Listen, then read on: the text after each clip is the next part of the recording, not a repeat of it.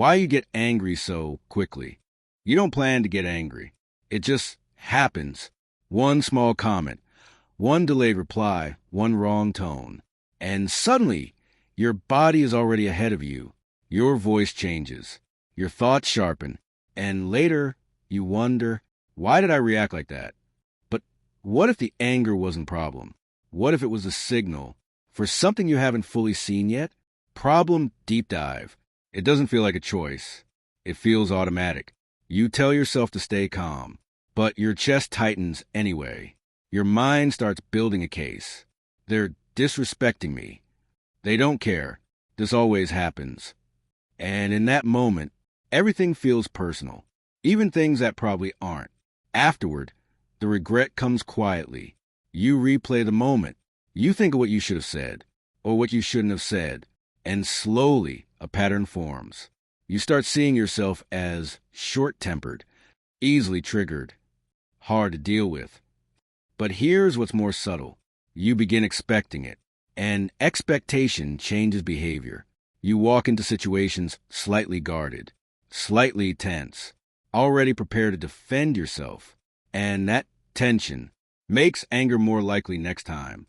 A loop forms, not just emotional, but neurological. So the question isn't just, why do you get angry? It's, why does your brain keep choosing anger so quickly? Reframe. You're not broken. Your brain is doing exactly what it was designed to do, protect you. Anger is not just an emotion. It's a defense response. In behavioral psychology, anger often follows perceived threat, not physical threat, but psychological threat.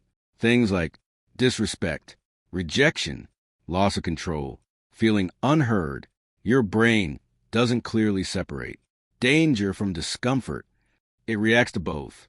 So when something feels off, your system doesn't pause to analyze. It reacts fast to keep you safe, even if safety isn't actually at risk, which means your anger isn't random. It's trained, learned, conditioned over time. And that raises a deeper question. What exactly is your brain trying to protect? Psychological mechanism. At the center of this reaction is a small structure in your brain called the amygdala. Think of it as an alarm system. Fast, sensitive, always scanning. When it detects a threat, it doesn't wait for logic. It sends a signal. Your heart rate increases. Your muscles tense. Your attention narrows. This is called the amygdala hijack. Your thinking brain, the prefrontal cortex, gets temporarily overridden. So instead of choosing a response, you react. Here's a simple mental model. Your brain has two systems. System 1, fast, emotional, protective. System 2, slow, logical, reflective. Anger lives in System 1. And if System 1 fires too quickly, System 2 doesn't get a chance to intervene. But why does it fire so fast for you? Because of conditioning. Your brain learns patterns. If certain situations in the past were linked to pain, embarrassment, or rejection, your brain stores them as danger templates. So now, even a small hint of similarity triggers the same response, not because the situation is identical, but because it feels familiar. And the brain prioritizes speed over accuracy. Better to overreact than to miss a real threat. That's the logic. But that logic can become outdated. And when it does, you end up reacting to ghosts of past experiences, not the present moment. So the real shift isn't about controlling anger. It's about retraining what your brain sees as a threat. And that takes something deeper than willpower, practical framework. So the question becomes, how do you slow something that feels automatic? Not by suppressing it, but by understanding how to work with the system. Step 1, name the trigger precisely.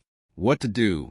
Instead of saying, I'm angry, pause and ask, what exactly triggered this? Was it the tone, the timing, the words? Be specific. Why it works. Labeling emotions activates the prefrontal cortex. This reduces amygdala activity. It literally shifts brain control from reactive to reflective. Example, instead of reacting to a friend's short reply, you think, it's not the message, it's that it felt dismissive. That small distinction slows a reaction. Step 2, Track the first sensation, not the story. What to do? Catch the body before the thought. Notice the first physical signal. Tight chest, heat in the face, clenched jaw. Why it works. Emotions begin in the body before conscious thought. By noticing early sensations, you interrupt the automatic story your brain builds. This is rooted in interoceptive awareness.